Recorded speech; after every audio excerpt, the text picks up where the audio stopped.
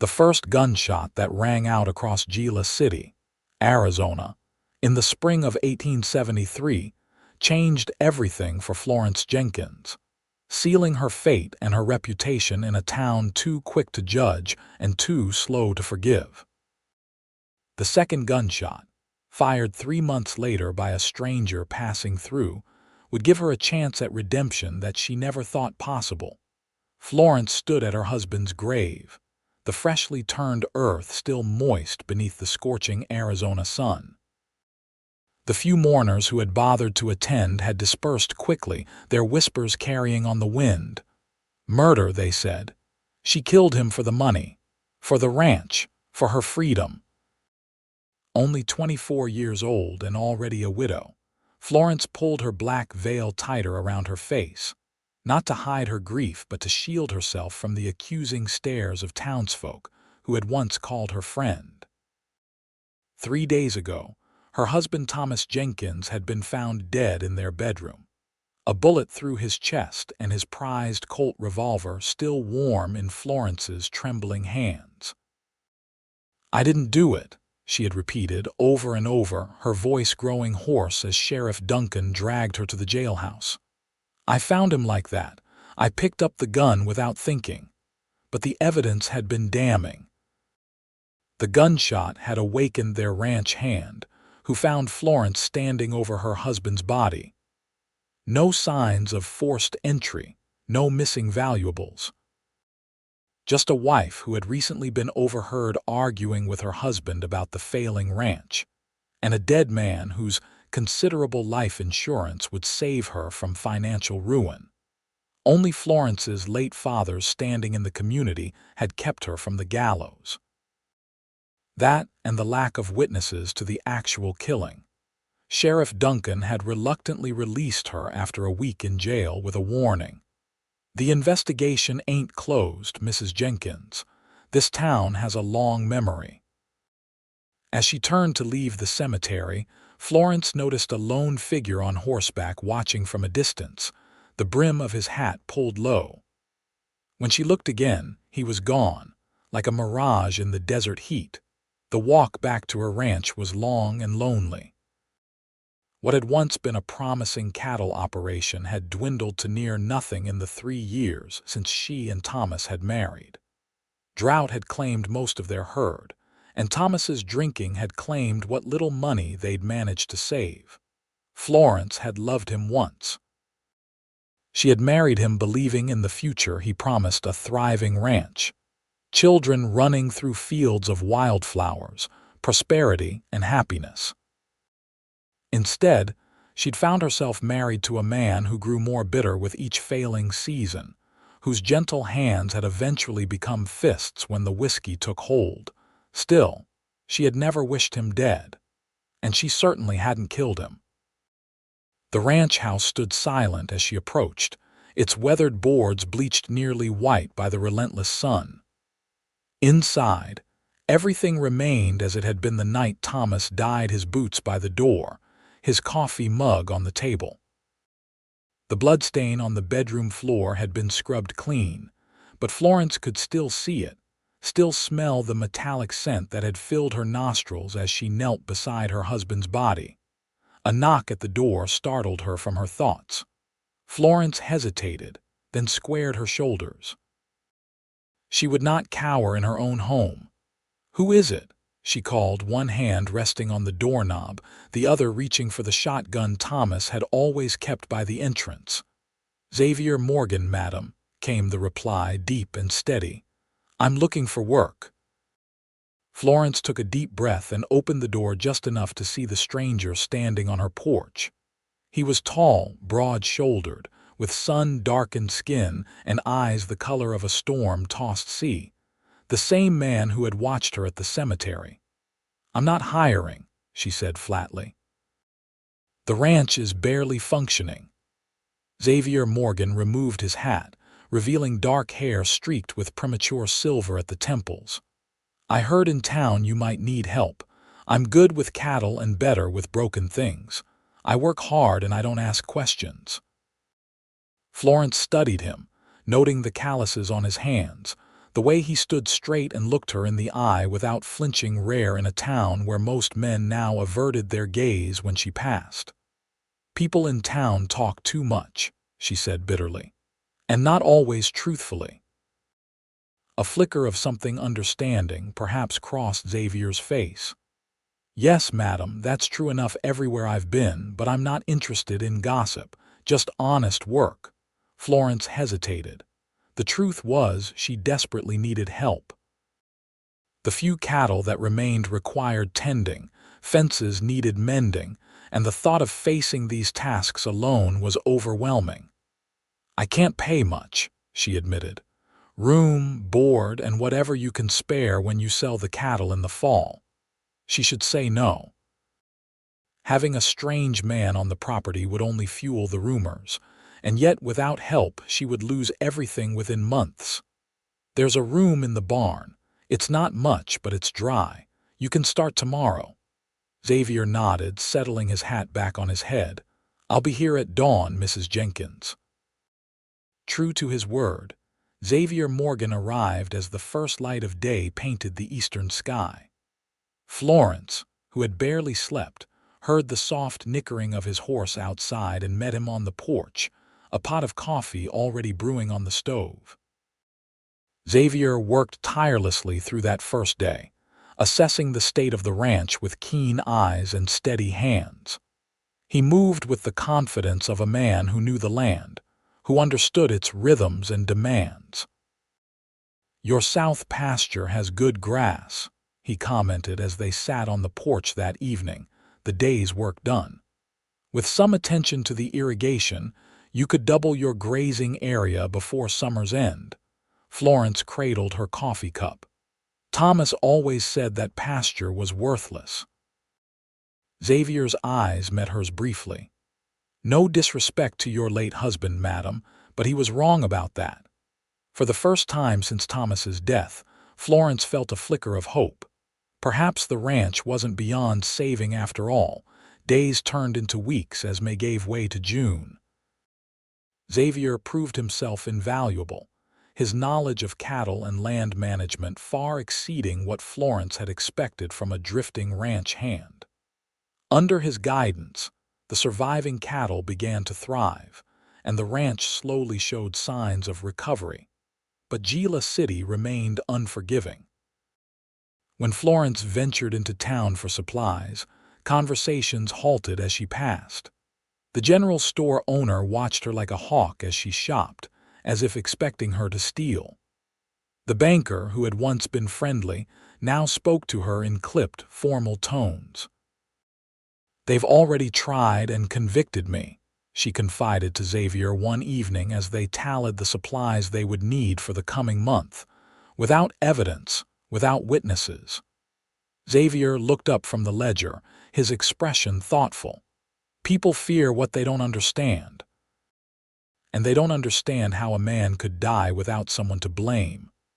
They have someone to blame, me, without proof."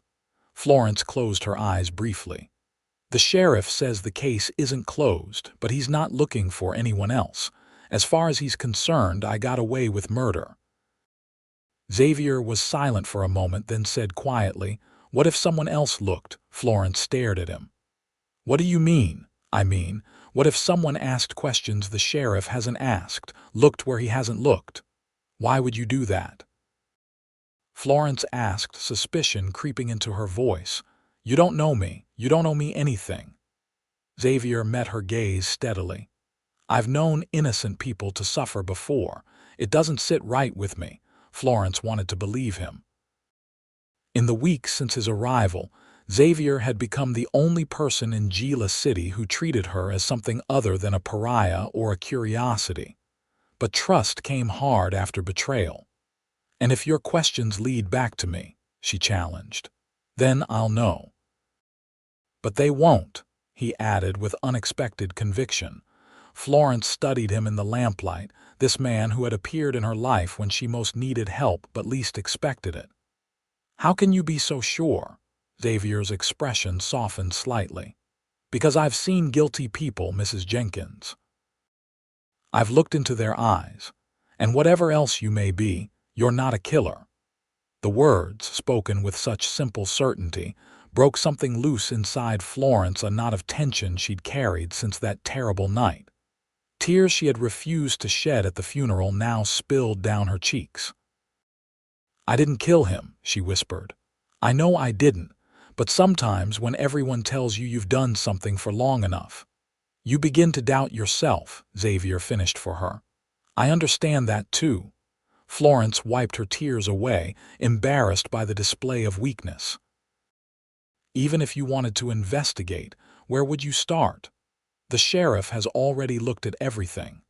"Not everything," Xavier replied. "Not with eyes looking for your innocence rather than your guilt." The following day, Xavier rode into town, ostensibly to purchase supplies but with another purpose entirely. Florence watched him go with a mixture of hope and trepidation. She had shared everything she could remember about the night. Thomas died the argument they'd had over dinner about selling part of the herd, his decision to go to the saloon afterward, her decision to go to bed early, and the gunshot that had jerked her from sleep in the darkest hour of the night. Xavier's first stop in town was the saloon where Thomas Jenkins had spent his last evening alive. The dusty trail was quiet in the early afternoon, with only a few regulars nursing their whiskeys at the scarred wooden bar, looking for a drink. "Ask the bartender," a heavy-set man with a thick mustache and suspicious eyes. "Information, actually," Xavier replied, placing a coin on the counter. "About Thomas Jenkins." The bartender's expression darkened as he pocketed the coin. "What about him?" "I'm working his ranch now. Trying to understand what happened to him." "What happened is his wife shot him," the bartender said bluntly. "Everyone knows that." Xavier kept his expression neutral. "He was here the night he died, wasn't he?" The bartender nodded reluctantly. "Till about midnight. Drank more than usual. Was in a foul mood." "Did he argue with anyone? Say anything unusual?" The man shrugged. "Not that I recall, though he did have a long conversation with Martin Hayes. They went outside for a spell, then Thomas came back in looking even more sour than before." Xavier filed away the name.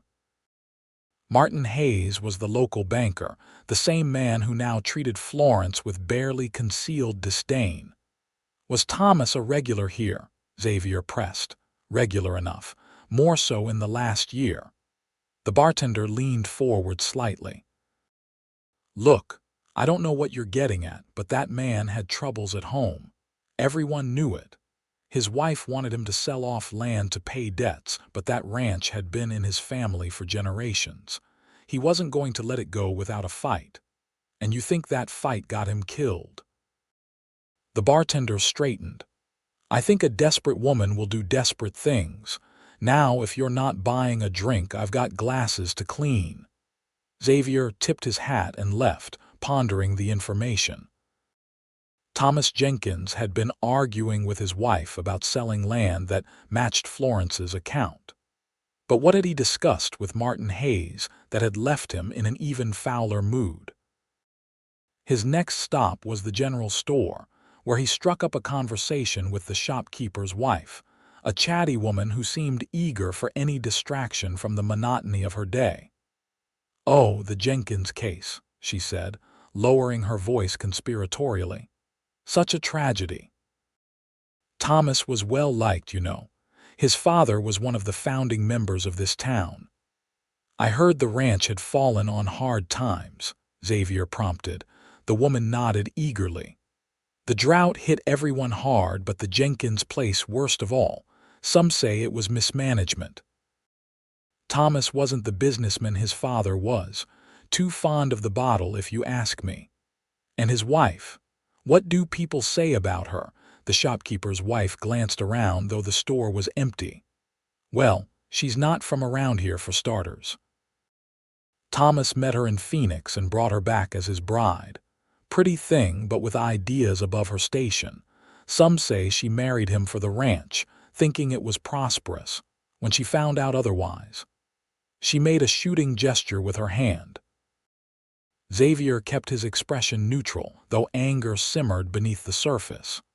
Was there any actual evidence against her? The woman looked taken aback by the directness of the question. Well, she was found with the gun, wasn't she? And they'd been fighting. My husband heard them arguing right here in the store the week before. She wanted Thomas to sell the east pasture to the railroad. He refused. The railroad wanted their land. This was new information. Oh yes, they're planning a spur line through the valley, offering good money for rights of way. Most folks around here have signed already, but Thomas was stubborn, said no amount of money was worth cutting up his father's legacy. Xavier thanked the woman and made his next stop the sheriff's office. Sheriff Duncan was a barrel-chested man with a perpetually sour expression and 20 years of law enforcement behind him. He looked up from his desk with immediate suspicion when Xavier entered. "You're the drifter working the Jenkins place," he stated flatly.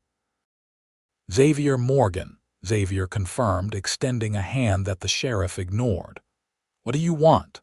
"Just trying to understand the situation I've walked into," Xavier said easily. "Seems there's quite a story behind Mrs. Jenkins." The sheriff's eyes narrowed. "There's no story. Just a woman who killed her husband and got lucky with a lack of witnesses." "What's your interest in this, Morgan?" "Professional curiosity. I was a deputy in Colorado for a few years." This caught the sheriff's attention. "Were you now? And what brings a former lawman to ranch work in Gila City?" Xavier shrugged. "Change of scenery. The war left a lot of us looking for quieter lives." The mention of the war, now 8 years past, but still a bond among men who had served, softened the sheriff's stance slightly. "Well, if it's professional curiosity, I'll tell you what I know. Thomas Jenkins was shot with his own gun in his own bedroom. No signs of forced entry. His wife claims she was asleep and was awakened by the gunshot, but the ranch hand says he heard them arguing earlier that evening. When he arrived at the house after hearing the shot, she was standing over the body with the weapon in her hand." "Did you check for other tracks around the property?" the sheriff scoffed. "Of course I did. I'm not new to this job, nothing unusual, just the normal comings and goings of ranch life." "And the gun, was it fired at close range?" "Close enough. Powder burns on his nightshirt." Xavier nodded thoughtfully. "And Mrs. Jenkins had powder residue on her hands, I assume?" A flicker of discomfort crossed the sheriff's face. "We didn't check for that. By the time I thought to do it, she'd already washed up. But she was holding the gun when the ranch hand found her, so that's explanation enough." "What about motive? I heard the ranch was struggling." "Motive is clear as day," Sheriff Duncan said firmly. "Thomas had a substantial life insurance policy. With him gone, the ranch and the money are all hers. Plus, there was the railroad deal he was holding up. She wanted to sell, he didn't." "I see." Xavier paused, then asked, "Did you know Thomas was meeting with Martin Hayes the night he died?" The sheriff's expression changed subtly. "Where did you hear that?" The bartender at the Dusty Trail mentioned it. Sheriff Duncan leaned back in his chair. "Hayes is the banker. Thomas owed him money, nothing unusual about them talking. But they went outside to have this conversation. In private." The sheriff stood abruptly. "I've answered enough questions. I don't know what game you're playing at, Morgan, but I suggest you stick to ranch work and leave the law to those sworn to uphold it. Mrs. Jenkins may have hired you to clear her name, but you're wasting your time. And hers." Xavier recognized the dismissal for what it was. He tipped his hat respectfully and left, but his mind was working quickly.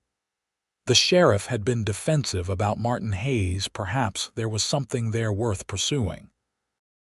As he walked down the main street, Xavier caught sight of the bank, a 2-story building with Gila City Bank and Trust emblazoned across its facade in gold lettering.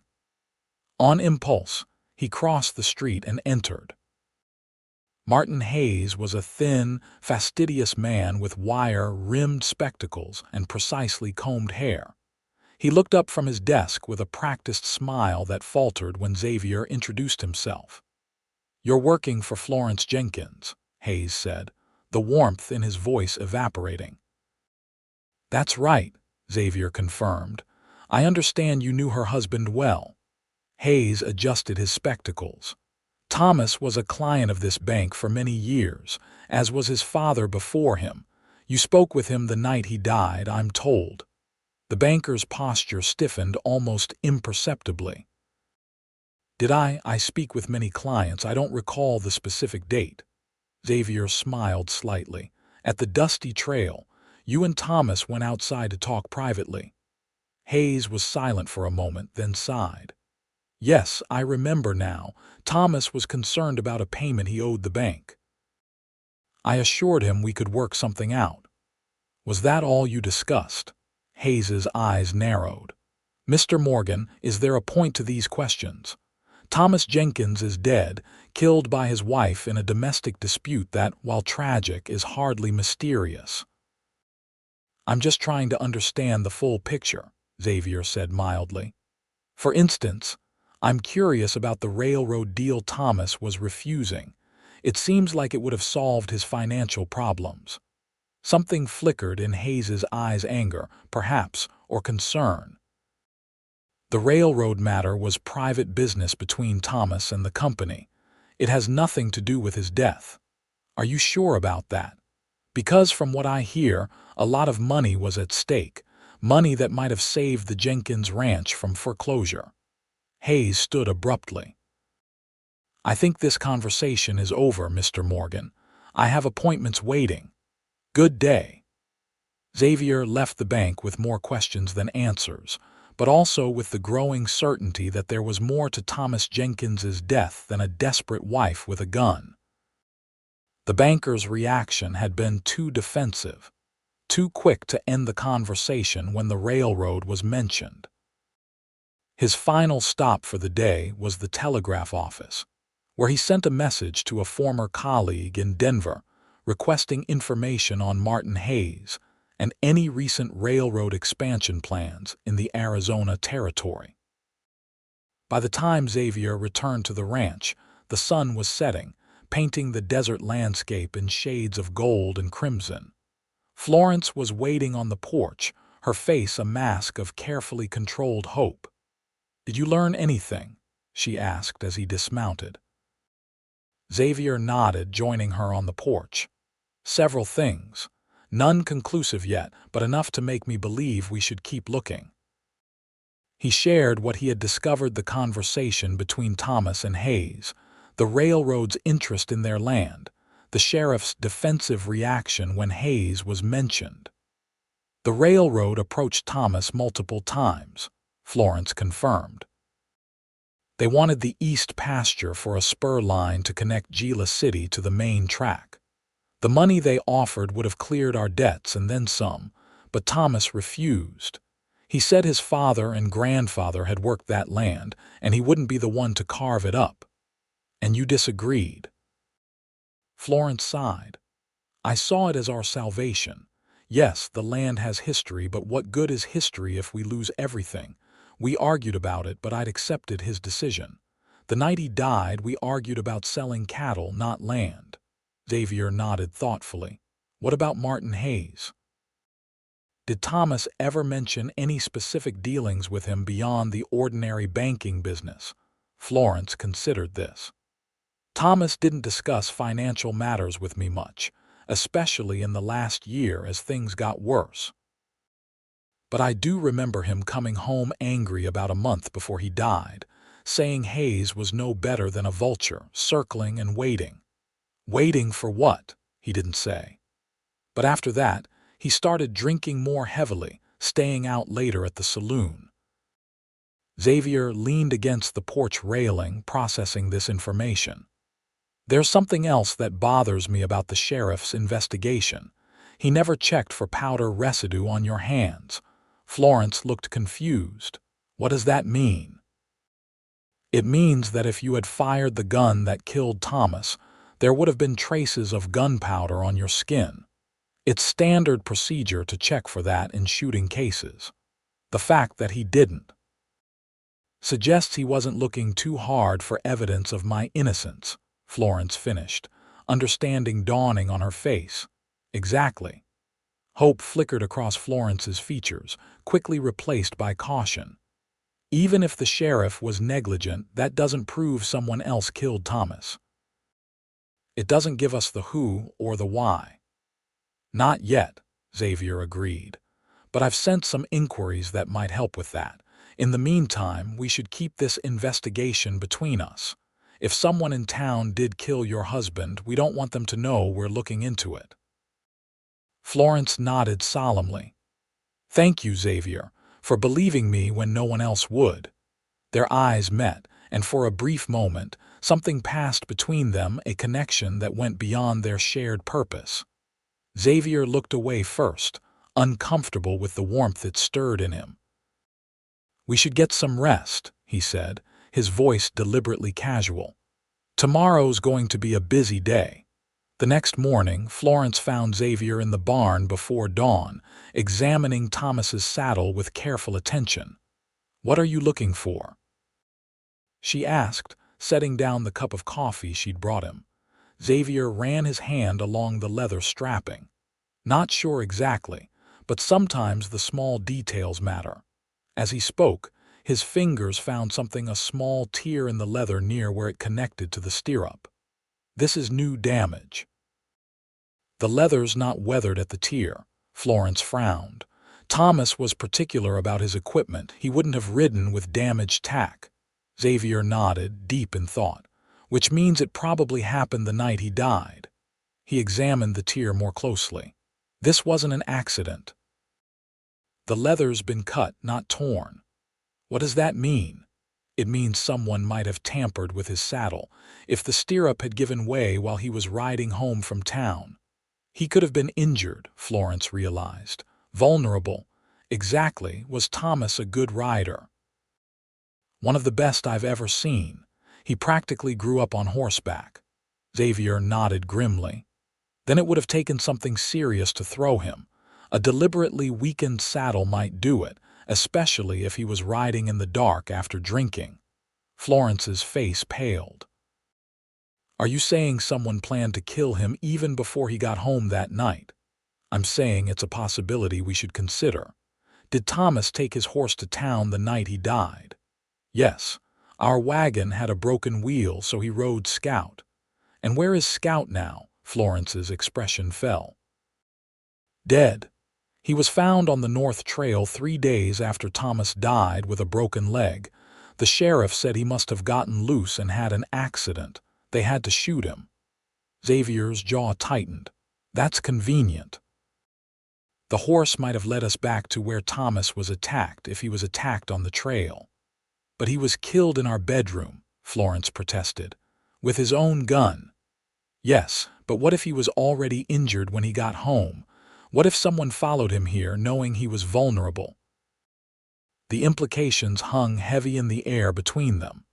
Xavier didn't need to say what they were both thinking. If Thomas had been attacked on his way home, it expanded the pool of suspects beyond just Florence. We need to check the North Trail, Xavier decided. That's where they found the horse. Maybe there's still evidence to be found.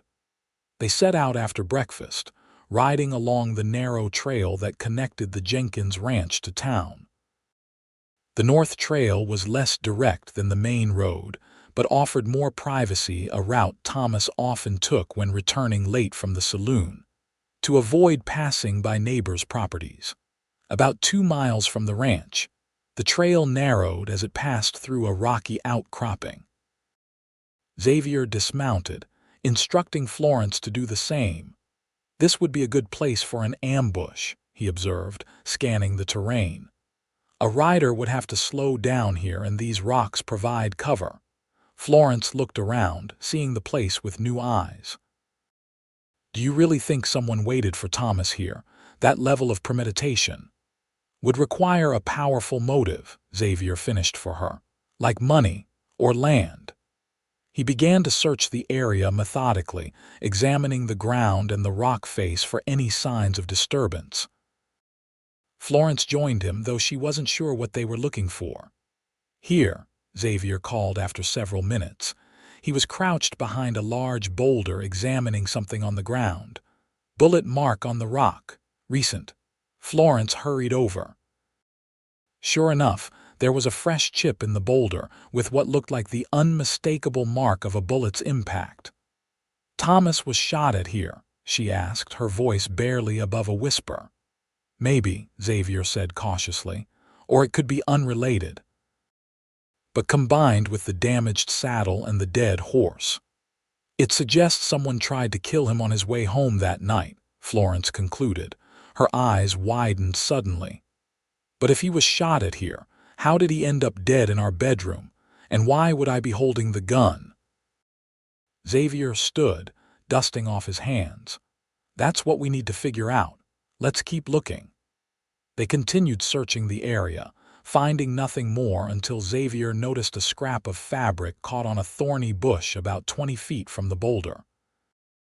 "This looks like it came from Thomas's coat," Florence said, examining the blue wool fabric.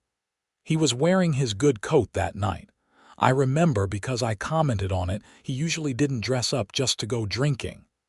Xavier pocketed the fabric. "So he was attacked here, possibly thrown from his horse due to the tampered saddle and shot at. But he escaped and made it home, where he was killed."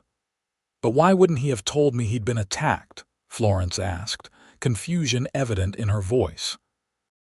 "Maybe he didn't get the chance," Xavier suggested grimly. "Or maybe whoever attacked him here followed him home to finish the job." The implications hung heavy between them as they remounted and continued along the trail, now looking for any sign of the path Thomas's horse might have taken that night. About half a mile further, Xavier pointed to a section of brush that had been broken and trampled. "A horse went through here, off the trail," he observed. "Recently enough that the branches haven't fully recovered." They followed the faint trail of disturbed vegetation, which led them to a small clearing where the ground showed signs of a struggle. Dried blood stained several rocks. "This is where Thomas was injured," Xavier said with certainty. "And where his horse was likely hurt as well." Florence dismounted, her face pale.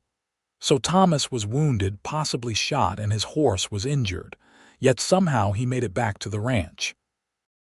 "Where he was killed with his own gun," Xavier added, "and you were found holding the weapon." "It doesn't make sense," Florence insisted. "If someone followed him home to kill him, why use his gun?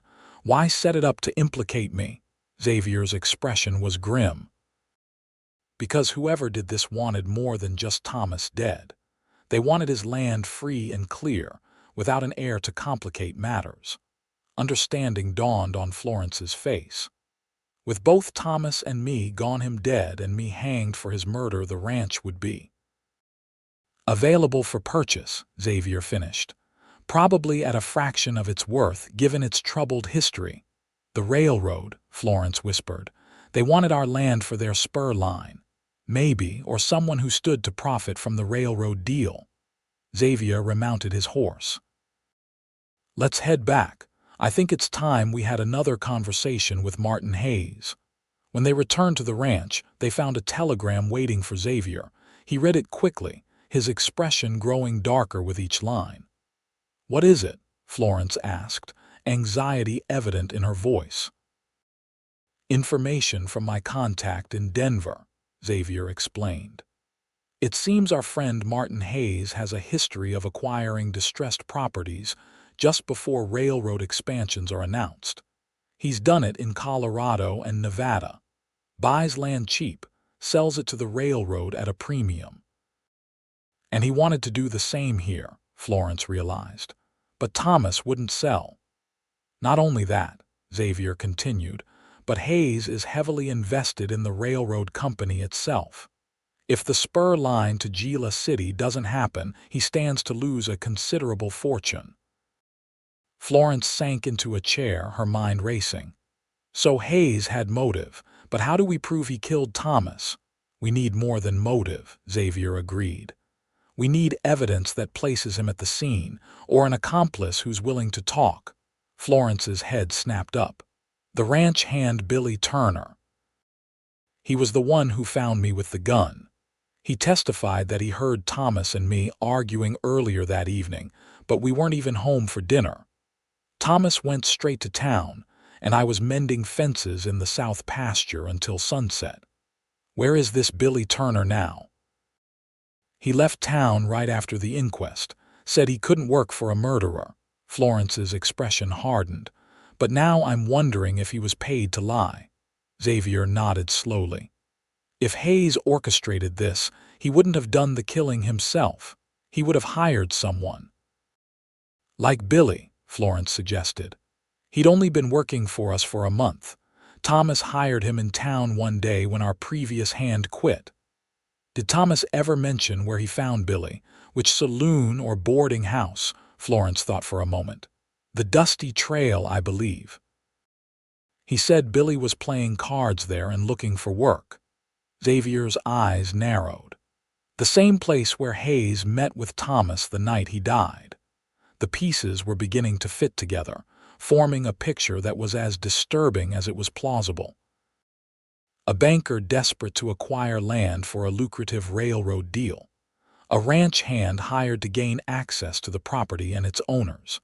A staged murder designed to remove both obstacles, Thomas through death and Florence through hanging.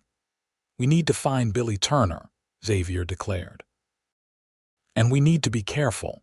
If Hayes realizes we're getting close to the truth, he might decide to finish what he started. The next day, Xavier rode back into town, this time with a clear purpose. His first stop was the Dusty Trail, where he approached the bartender with a friendly smile and a silver dollar. "I'm looking for a man named Billy Turner," he said casually. "Used to work for Thomas Jenkins before his unfortunate passing." The bartender pocketed the coin. "Turner hasn't been around for months, left town after the Jenkins killing." "Any idea where he might have gone?" The man shrugged. "He mentioned Tucson once, said he had people there." Xavier nodded, then asked, "Did you ever notice him talking with Martin Hayes, the banker?" The bartender's eyes narrowed slightly. "Can't say that I did, though Hayes doesn't frequent this establishment much, considers himself too respectable." Xavier was about to leave when the bartender called him back. "There was something odd, now that you mention it.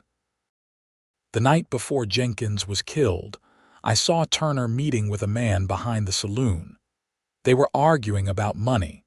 I only caught a glimpse, but the other man was well dressed. Could have been Hayes, I suppose, though I didn't see his face clearly." This was the first potential link between Hayes and Turner. Xavier thanked the man and headed to the telegraph office, where he sent messages to contacts in Tucson and several other nearby towns, asking them to be on the lookout for Billy Turner. His next stop was the land office, where records of property sales and transfers were kept. The clerk was initially reluctant to share information, but Xavier's former deputy status and a story about investigating possible fraud eventually gained him access. What he found confirmed his suspicions.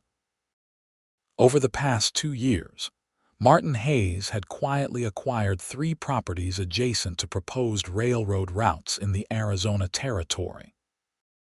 In each case, the previous owners had sold under distressing circumstances, one after a devastating fire, another following the owner's sudden death, and a third facing bankruptcy after a series of unfortunate accidents. The pattern was clear. Hayes identified properties the railroad needed, then ensured the owners were motivated to sell, or in the case of Thomas Jenkins, removed entirely. As Xavier was leaving the land office, he nearly collided with Sheriff Duncan, who regarded him with open suspicion. "Doing some research, Morgan?" the sheriff asked, his hand resting casually near his gun. "Just trying to understand the area better," Xavier replied easily. "Thinking about buying some land myself if Mrs. Jenkins decides to sell." The sheriff's eyes narrowed. "Is that why you've been asking questions all over town?" About Thomas Jenkins's death, about Martin Hayes. So word had gotten back to the sheriff. Xavier wasn't surprised Gila City was a small town. "Just trying to understand what I've walked into," Xavier said, maintaining his casual demeanor. "Mrs. Jenkins's situation affects her ability to make decisions about the ranch." "Her situation is simple," Sheriff Duncan growled.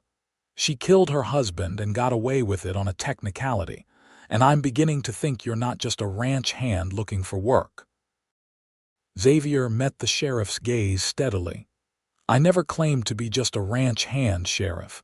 I told you I was a deputy in Colorado. And now you're playing detective in my jurisdiction. I don't appreciate it." "I'm just asking questions, Sheriff. That's not against the law." Sheriff Duncan stepped closer, lowering his voice. "Listen carefully, Morgan. Martin Hayes is a respected businessman in this town. He's also my wife's cousin. Your insinuations are not appreciated and they could be considered slander. I suggest you ride back to the Jenkins place and stick to what you were hired for." The connection between Hayes and the sheriff explained a lot about the rushed investigation and the sheriff's eagerness to blame Florence. Xavier kept his expression neutral as he tipped his hat. "Just trying to get the full picture, Sheriff. No offense intended." As Xavier mounted his horse to return to the ranch, he noticed a figure watching him from the shadows between two buildings. When their eyes met, the man turned quickly and disappeared down an alley. Xavier urged his horse forward, trying to catch a glimpse of the retreating figure, but by the time he reached the alley, there was no one in sight. Someone was watching him, perhaps Hayes, perhaps one of his associates. The stakes were rising, and with them, the danger. When Xavier returned to the ranch, he found Florence in the barn, grooming her horse with methodical strokes. The simple, repetitive task seemed to calm her, though the tension in her shoulders betrayed her anxiety. "What did you find out?" she asked without looking up. Xavier leaned against the stall door, watching her hands move skillfully over the horse's coat. "Hayes has a pattern of acquiring properties along railroad routes, and he's related to Sheriff Duncan by marriage." Florence's hands stilled. "That explains a lot." "It does." "I also found out that Billy Turner was seen arguing with a well-dressed man, possibly Hayes, the night before Thomas was killed. And I think I was being watched in town today." Florence finally looked at him, her eyes wide with fear. "Do you think we're in danger?" Xavier nodded gravely.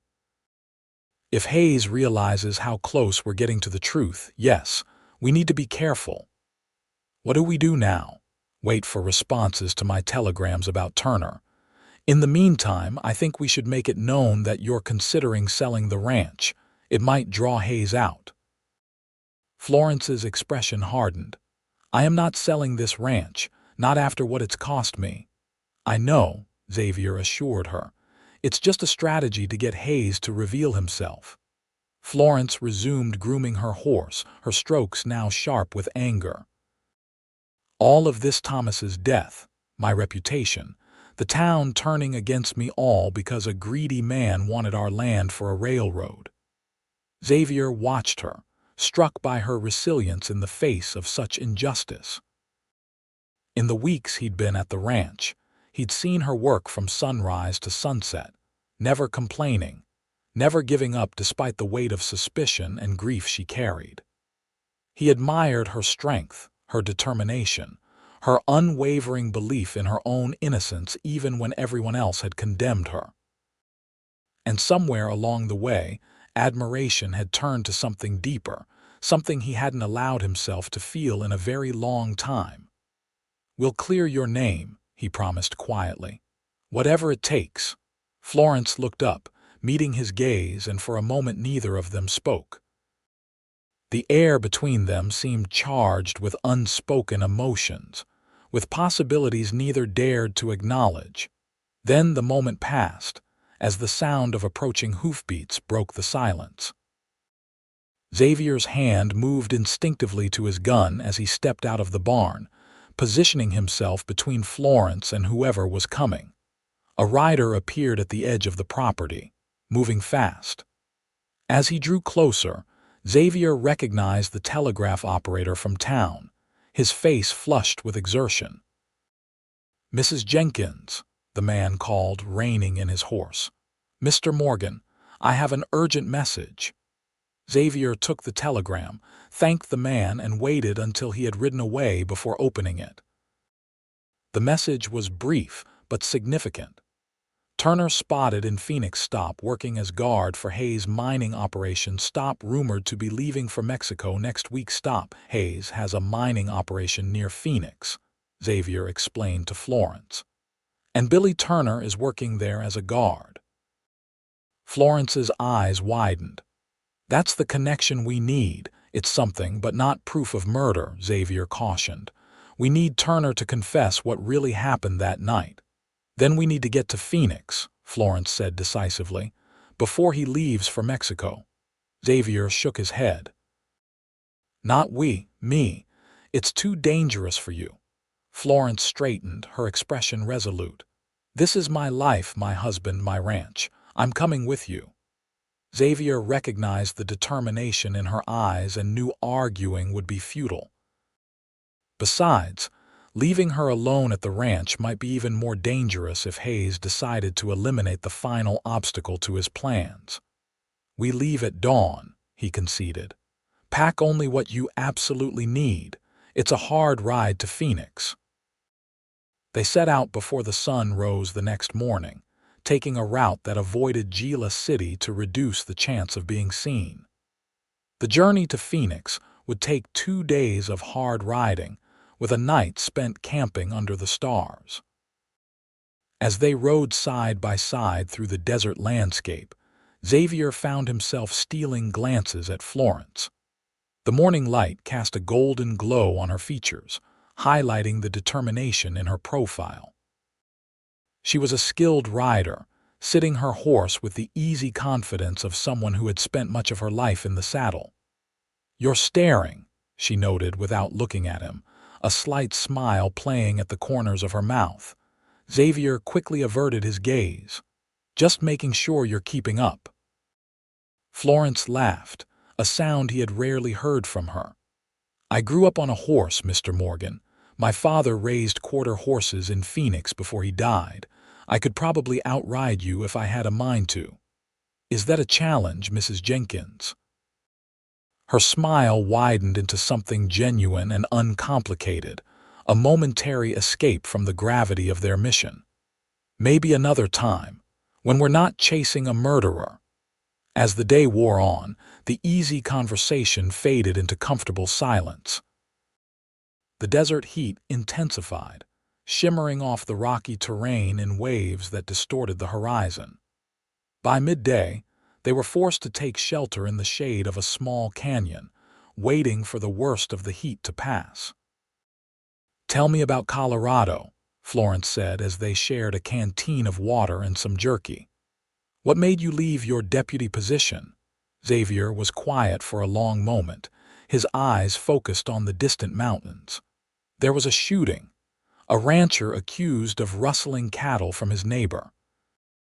Evidence was circumstantial at best, but the neighbor was influential, a former state legislator with friends in high places." Florence watched him carefully, sensing the weight of the story. "I was ordered to bring the accused in, dead or alive. When I found him, he tried to explain, to show me evidence that he'd been framed. I hesitated, tried to hear him out." Xavier's jaw tightened. "My partner didn't, shot the man dead before he could finish his story." "I'm sorry," Florence said softly. "Turns out the rancher was innocent." The cattle had been taken by the legislator's own son, who was gambling away his inheritance and stealing to cover his debts. By the time the truth came out, An innocent man was already buried. Xavier met her gaze. I couldn't wear the badge after that. Couldn't be part of a system that valued influence over justice. Florence nodded, understanding. And that's why you believed me, when no one else would. I know what it's like to be on the wrong side of a hasty judgment, Xavier confirmed, and I've learned to trust my instincts about people. You're many things, Florence Jenkins, but a murderer isn't one of them. The use of her first name hung between them, an intimacy neither had permitted before. Florence didn't correct him, and Xavier didn't apologize. As the afternoon heat began to wane, they continued their journey, making good time across the arid landscape. By sunset, they had reached the banks of a small creek, where they decided to make camp for the night. Xavier built a small fire while Florence tended to the horses. They worked in companionable silence, each anticipating the other's needs with an ease that spoke of their weeks working side by side on the ranch. As they sat by the fire eating a simple meal of beans and bacon, Florence suddenly asked, "What will you do, Xavier, after we clear my name?" He looked up, surprised by the question. "I haven't thought that far ahead. Will you move on, find another ranch that needs a hand?" There was something in her voice of vulnerability, perhaps, or a carefully controlled hope that made Xavier consider his answer carefully. "I've been moving for a long time," he admitted. "Since the war ended, never staying in one place long enough to put down roots." Florence nodded, her eyes reflecting the dancing flames. "And now," Xavier held her gaze, "now I'm beginning to remember what it feels like to have something worth staying for." The words hung in the air between them, loaded with meaning neither was ready to fully acknowledge. Florence looked away first, but not before Xavier caught the flush that colored her cheeks. "We should get some rest," she said, her voice slightly unsteady. "Tomorrow will be another long day." Xavier agreed, though sleep proved elusive as he lay under the vast canopy of stars, his thoughts filled with the woman sleeping just a few feet away. A woman whose strength and courage had awakened something in him he thought had died on a battlefield in Virginia nearly a decade ago. They reached Phoenix by mid-afternoon the next day, a dusty and tired pair who attracted curious glances from the townspeople. Xavier led them to a modest hotel on the outskirts of town, where they secured 2 rooms and the promise of information about Hayes Mining Company from the chatty desk clerk. "Hayes Mining? Sure, it's about 10 miles north of town," the clerk told them. "Not much of an operation, truth be told. More of a hobby for Mr. Hayes, from what I hear. He's a banker by trade, has a big place in Gila City." "Do they employ many guards?" Xavier asked casually. "A few. Rough types mostly. Keep to themselves when they come to town. Any of them named Turner, Billy Turner?" The clerk thought for a moment. "Can't say I know all their names, but there's a new fellow started a couple months back. Thin, with a scar across his chin. Don't know if that's your man." That description matched Billy Turner. Xavier thanked the clerk and rejoined Florence, who was waiting in the small hotel lobby. "Turner is here," he confirmed in a low voice. "Working as a guard at Hayes's mine, just as the telegram said. We'll ride out there first thing tomorrow." Florence nodded, then glanced around the lobby nervously. "Do you think Hayes knows we're here? That we're looking for Turner?" "It's possible," Xavier admitted.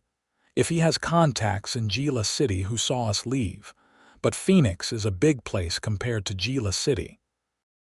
We might have a day or two before word reaches him." They retired to their separate rooms to rest and prepare for the confrontation that lay ahead. Xavier spent the evening cleaning his revolver and planning their approach to the mining camp. They would need to isolate Turner, get him alone where he might be persuaded to tell the truth without Hayes's men interfering. A soft knock at his door interrupted his thoughts. He opened it to find Florence standing in the hallway, her hair loose around her shoulders, her expression troubled. "I couldn't sleep," she explained. "Too many thoughts." Xavier stepped aside to let her in, conscious of the impropriety but unwilling to send her away. She paced the small room, her agitation evident in every movement. "What if we can't convince Turner to tell the truth?" she asked finally. "What if he denies everything?" Xavier sat on the edge of the bed, watching her. "Then we keep looking for evidence. We don't give up." Florence stopped pacing and turned to face him. "Why are you doing this, Xavier? Really? You could have just worked the ranch, collected your pay, and moved on. Instead, you've risked everything to help clear my name." The question hung in the air between them, demanding an honesty Xavier had been avoiding for weeks. "Because I see you," he said finally, his voice quiet but firm. "I see your strength, your integrity, your determination to fight even when the whole world has turned against you, and because—" He hesitated, then committed to the truth.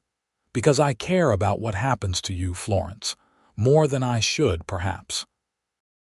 Florence stood very still, her eyes never leaving his face. "And if we succeed, if we clear my name, then you'll be free. Free to live your life, to run your ranch too." He couldn't finish the sentence. Florence moved closer until she was standing directly in front of him. "To what, Xavier?" He looked up at her, at the question in her eyes. "To choose your own future, whatever or whoever that might include." She reached out slowly, her hand coming to rest against his cheek. The touch was gentle, tentative, carrying a question of its own. Xavier covered her hand with his, holding it in place. "Florence, I've been alone for so long," she whispered.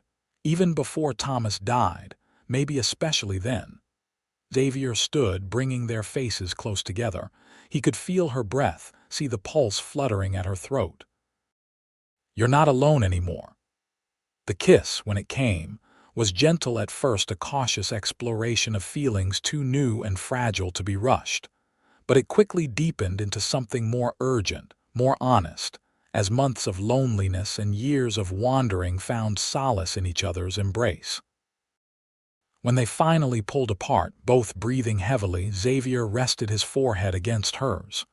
"We should wait," he said reluctantly, "until this is over, until your name is cleared."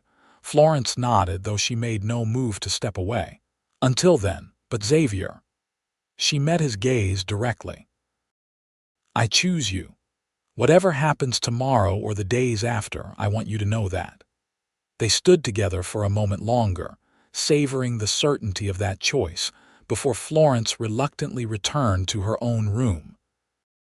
Xavier watched her go, more determined than ever to bring Thomas Jenkins's real killer to justice, not just for Florence's freedom, but for the future that now seemed possible for both of them. The Hayes Mining Company was little more than a glorified prospecting operation, a main shaft dug into a rocky hillside, a few ramshackle buildings, and a bunkhouse for the workers. As Xavier and Florence observed from a ridge overlooking the camp, they counted only 5 men moving about the property. "Not much of a mine," Florence remarked. "Probably more of a front than a real operation," Xavier agreed. "A way for Hayes to justify having armed men at his disposal." They watched as a thin man with a distinctive scar on his chin emerged from the bunkhouse. Billy Turner. He was alone, heading toward what appeared to be an outhouse at the edge of the camp. "That's our chance," Xavier said. "I'll intercept him there where the others can't see." "You stay here with the horses." Florence shook her head firmly. "I'm coming with you. He needs to see my face to know who he's hurt."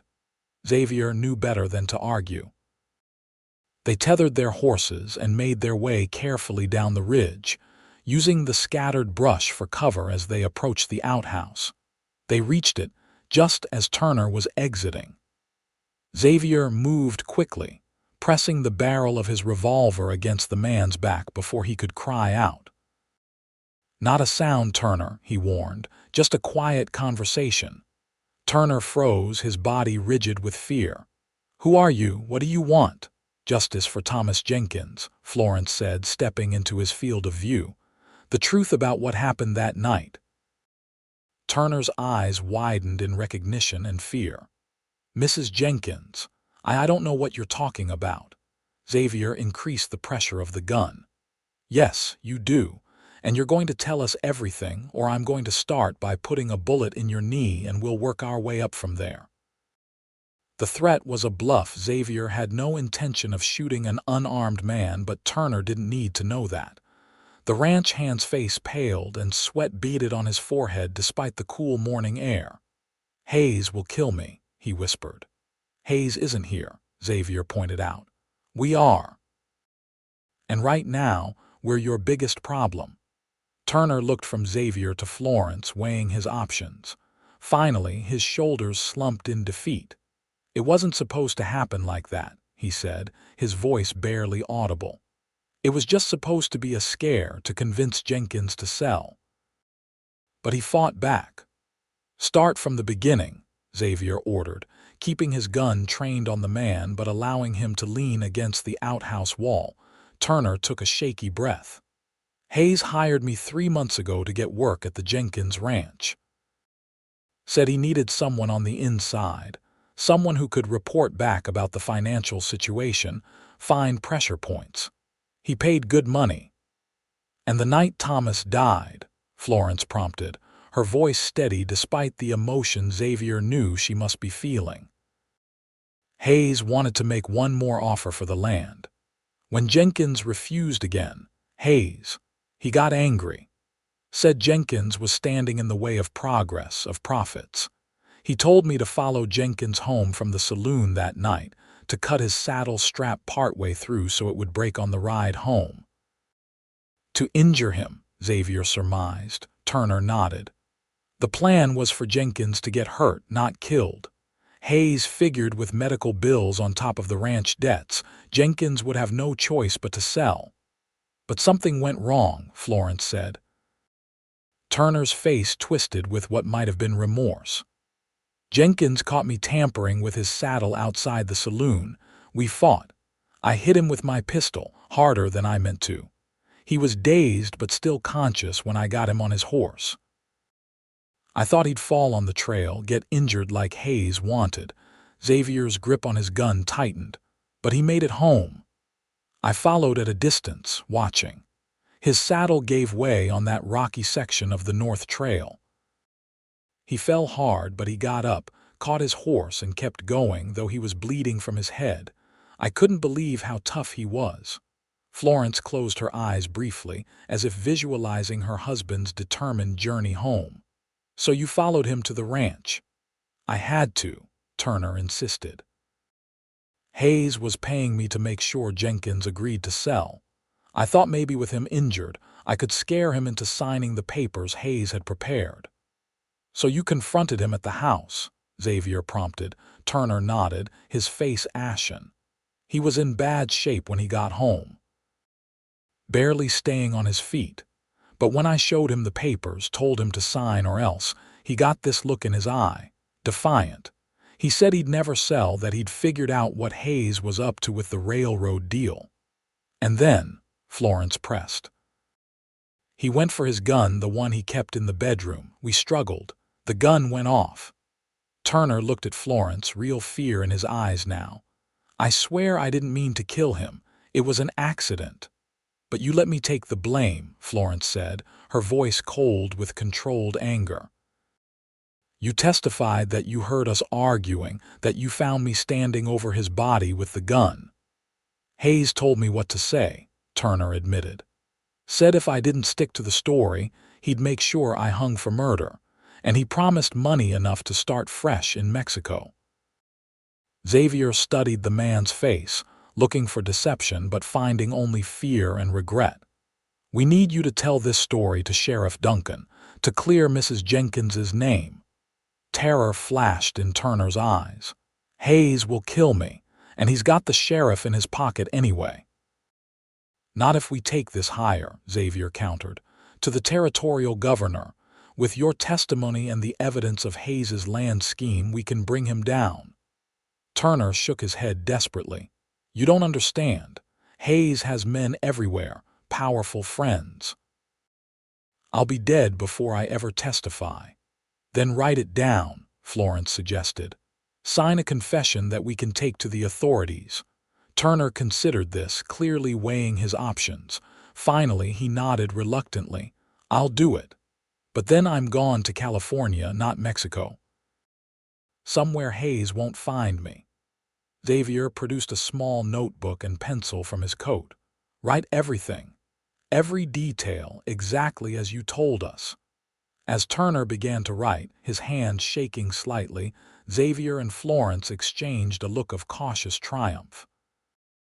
They were close to clearing her name, to exposing Hayes's scheme and bringing Thomas's real killer to justice. But their victory was short-lived. A voice from behind them shattered the moment. That's far enough, Morgan.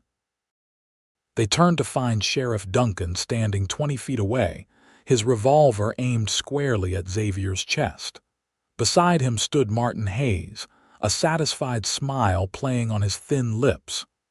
You've led us on quite a chase, Hayes remarked. All the way from Gila City to interfere with my business affairs. Most persistent. Xavier kept his gun trained on Turner, caught in a standoff. Your business affairs include murder and fraud, Hayes. We know everything. Hayes shrugged, unconcerned. Accusations without proof. And soon to be the desperate claims of a fugitive who helped a murderer escape justice. He nodded toward Florence. Mrs. Jenkins was under town arrest pending further investigation. By bringing her here, you've broken the law, Morgan. That's a lie, Florence said hotly. There was no restriction on my movements. Your word against the sheriffs, Hayes countered smoothly. And who do you think the territorial authorities will believe? A respected lawman or a woman suspected of murdering her husband? Xavier's mind raced, evaluating their options. They were outnumbered, with Sheriff Duncan's gun trained on him and Hayes reaching for his own weapon. Turner stood frozen, the half-written confession clutched in his hand. Turner, Xavier said without taking his eyes off Hayes and the sheriff. Show them what you've written. Turner looked terrified, his gaze darting between Hayes and Xavier. I didn't write anything important, just what Hayes told me to say about Mrs. Jenkins. Xavier's heart sank as he realized Turner had betrayed them, too frightened of Hayes to tell the truth even in writing. Hayes laughed. You see, even your star witness knows where his best interests lie. He turned to Sheriff Duncan. Arrest them both. Morgan for aiding a fugitive and interfering with a murder investigation, Mrs. Jenkins for violating the terms of her release, and for the original charge of murdering her husband. This isn't justice, Florence protested, her voice steady despite the fear Xavier could see in her eyes. This is corruption. This is business, Hayes corrected her. Your husband couldn't see the bigger picture. I had hoped you might be more reasonable, but you've proven just as stubborn. As Sheriff Duncan moved forward to make the arrests, a shot rang out but not from any of their weapons. The sheriff staggered, a look of surprise on his face as a bloom of red appeared on his shoulder. Everyone turned toward the source of the shot. A rider sat atop the ridge, rifle in hand. Even at a distance, Xavier recognized the distinctive form of Wallace Thornton, the territorial marshal who had been his superior during his deputy days in Colorado. The momentary distraction was all Xavier needed. He tackled Hayes to the ground, disarming him with practiced efficiency. Florence grabbed Turner's half-finished confession and backed away, her eyes wide with shock at the sudden turn of events. More riders appeared on the ridge lawmen, judging by their badges and purposeful approach. Hayes struggled beneath Xavier, his face contorted with rage and disbelief. You're finished, Hayes, Xavier told him, securing the banker's wrists with his own belt. Your scheme ends here. Marshal Thornton dismounted as he reached them, his weathered face breaking into a grim smile at the sight of Xavier. "Morgan, been a while." "Marshal," Xavier acknowledged, hauling Hayes to his feet. "Your timing is impeccable. Got your telegram from Gila City. Figured if you were asking about Martin Hayes and railroad land fraud, there was fire behind that smoke. Been tracking his operations for months." Thornton nodded toward the injured sheriff. Didn't mean to wing Duncan, but he looked ready to shoot. Sheriff Duncan sat on the ground, clutching his bleeding shoulder and glaring at everyone. "This is outside your jurisdiction, Thornton," he spat. "You have no authority here." "Federal railroad land fraud falls squarely in my jurisdiction," Thornton corrected him. "As does conspiracy to commit murder when it crosses territorial lines. Which, given Hayes's operations in Colorado, Nevada, and now Arizona, it certainly does." Turner stood frozen, looking from Hayes to the marshal and back again. Finally, his shoulders slumped in defeat. "I'll testify," he said quietly, "about everything. About Thomas Jenkins's murder and Hayes's plan." Hayes lunged at Turner despite his bound hands. "You worthless coward. After everything I've done for you." Xavier restrained him easily. "It's over, Hayes. The truth is coming out one way or another." As the other lawmen took control of Hayes and the injured sheriff, Marshal Thornton turned to Florence. "Mrs. Jenkins, I presume." "I believe we have some work to do clearing your name." Florence looked stunned by the sudden turn of events. "How did you know to come here? To help us?" Thornton glanced at Xavier with something like pride. "Morgan here sent a detailed telegram outlining Hayes's suspected crimes and your situation. Said I'd find evidence at the Hayes Mining Company, along with a potential witness." He shrugged. "Morgan was one of my best deputies. If he believed in your innocence enough to reach out after all this time, that was good enough for me to investigate." Xavier hadn't told Florence about the telegram he'd sent to his former superior, not wanting to raise false hopes. Now, as she turned to him with questions in her eyes, he simply said, "I covered all possibilities, including the chance that Turner might not cooperate willingly." Florence's eyes filled with tears not of sadness but of relief, of a burden finally lifted. "It's really over. My name will be cleared." "With Turner's testimony and the evidence of Hayes's land fraud scheme, yes," Marshal Thornton confirmed. "It may take some time for the legal proceedings, but you are no longer a suspect in your husband's death, Mrs. Jenkins. You're free, free." The words seemed to echo across the desert landscape, carrying with it all the promise of a future no longer shadowed by suspicion and isolation. Florence looked at Xavier, a smile breaking through her tears like sunshine after rain. The journey back to Gila City took 3 days, with Marshal Thornton and his men escorting the prisoners and Xavier and Florence following at their own pace.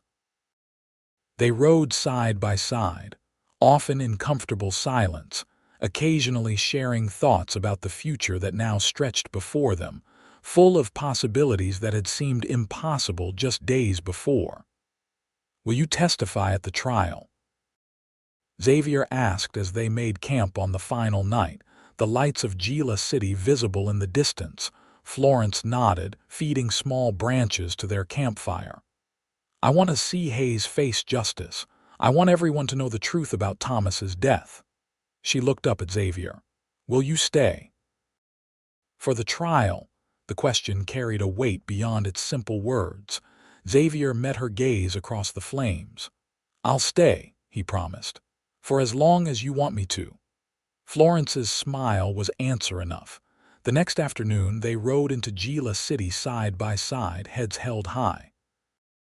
News of Hayes's arrest and the true circumstances of Thomas Jenkins's death had preceded them, carried by telegraph and the rapid gossip network that connected western towns. People stopped to watch as they passed, their expressions ranging from embarrassment to open curiosity. Outside the general store, a small group of townswomen who had once been Florence's friends stood whispering. As Florence approached, one stepped forward hesitantly. "Florence," she said, her voice uncertain. "We've heard about what really happened to Thomas, about Hayes and that ranch hand. We owe you an apology." Florence reined in her horse, considering the woman's words. Xavier watched her, admiring the dignity with which she faced those who had been so quick to condemn her. "Yes," Florence agreed simply. "You do." But then her expression softened slightly.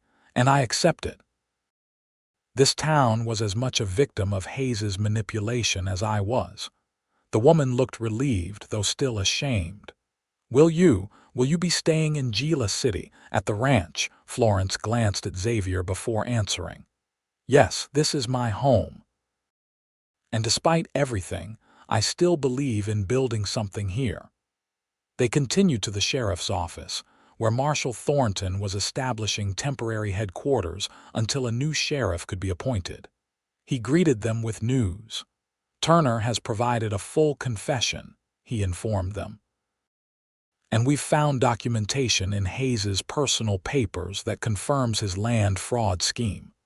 The territorial governor has been informed, and a judge will be arriving next week to begin preliminary hearings." "And my name?" Florence asked. "Is it officially cleared?" Thornton handed her an official-looking document. "This is a formal notice exonerating you of any involvement in Thomas Jenkins's death, signed by the territorial judge. Your name is cleared, Mrs. Jenkins, in the eyes of the law and for the record." Florence took the paper with trembling hands, her eyes scanning the words that gave her back her life, her reputation, her future. When she looked up, her eyes shining with unshed tears, Xavier felt a tightness in his chest that had nothing to do with the desert dust and everything to do with the woman before him. "There's one more thing," Thornton added, a slight smile playing at the corners of his weathered mouth. "The territorial office has authorized restitution for your wrongful detention and the damage to your reputation. It's not a fortune, but it should help put the ranch back on solid footing." As they left the sheriff's office, the sun was setting over Gila City, painting the dusty streets and weathered buildings in hues of gold and crimson. They walked their horses slowly toward the edge of town, neither in a hurry to reach the ranch, both savoring this moment of vindication and new beginnings. "What will you do now?" Xavier asked as they passed the last buildings and the open desert stretched before them. "With the ranch with your life," Florence looked ahead toward the silhouette of mountains against the darkening sky. "Rebuild.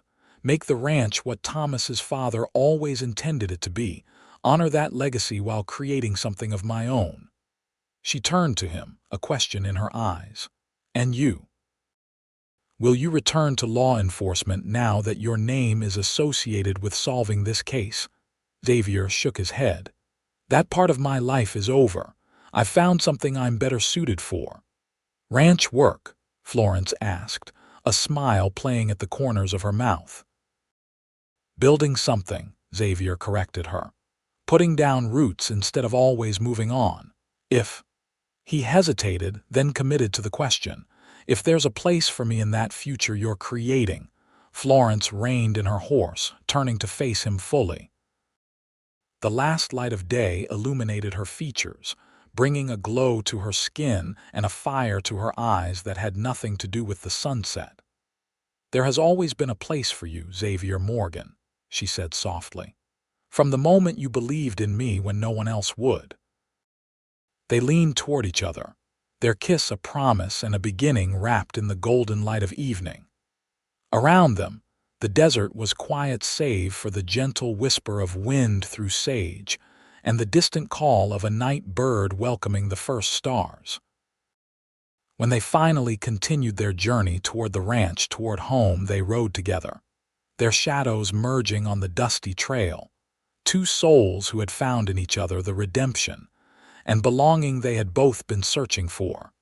3 years later, the Jenkins Morgan Ranch stood transformed. The once struggling cattle operation had become one of the most prosperous in the territory, with lush pastures, healthy herds, and a reputation for fair dealing that drew buyers from as far as California. The ranch house itself had been expanded and improved, with a wide, welcoming porch where Florence sat on summer evenings, watching her husband work with the horses in the corral and their young son, Thomas Xavier Morgan, toddle after the ranch dog with delighted squeals. The trial of Martin Hayes had ended with a conviction and a long prison sentence. Billy Turner, in exchange for his testimony, had received a lighter sentence and was now working on a ranch in Northern California, his letters suggesting he had found a measure of redemption in honest labor. Gila City had grown with the coming of the railroad, not through the Jenkins Morgan Ranch, but along an alternate route that served the community equally well. Florence's former friends had gradually returned to her circle, chastened by their rush to judgment, and impressed by the grace with which she had reclaimed her place in the community. On this particular evening, as the sun set over the western mountains, Xavier joined his wife on the porch, lifting their son into his arms and settling beside her on the swing. "Railroad agent came by today," he mentioned, bouncing Thomas on his knee. "They're still interested in that small parcel on the south edge of our property, offering a fair price." Florence considered this. "Do we need the money?" Xavier shook his head. "No, but it might be a goodwill gesture. Show we're not opposed to progress, just to corruption." "Then let's consider it," Florence agreed.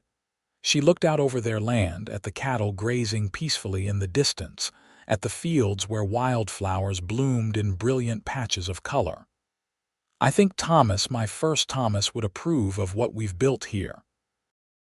Xavier reached for her hand, holding it in his own as their son wiggled down to resume his pursuit of the patient ranch dog. "He would be proud of your strength, of how you fought for the truth even when it seemed impossible." Florence squeezed his hand, gratitude and love evident in her touch. "We fought together, and we won."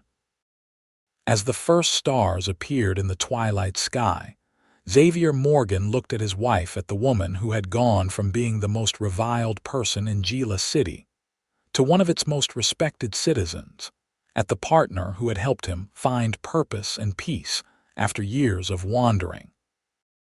"Yes," he agreed, leaning in to kiss her gently. "We certainly did." In the distance, a coyote called to the rising moon, its song a reminder of the wild spirit that had brought them together and the untamed beauty of the land they now shared. Florence rested her head on Xavier's shoulder, content in the knowledge that her name had been cleared, her husband's killer brought to justice, and her heart had found its true home in the vast, unforgiving, magnificent Arizona territory. The truth, like love, had prevailed in the end. And that was a story worth telling for generations to come.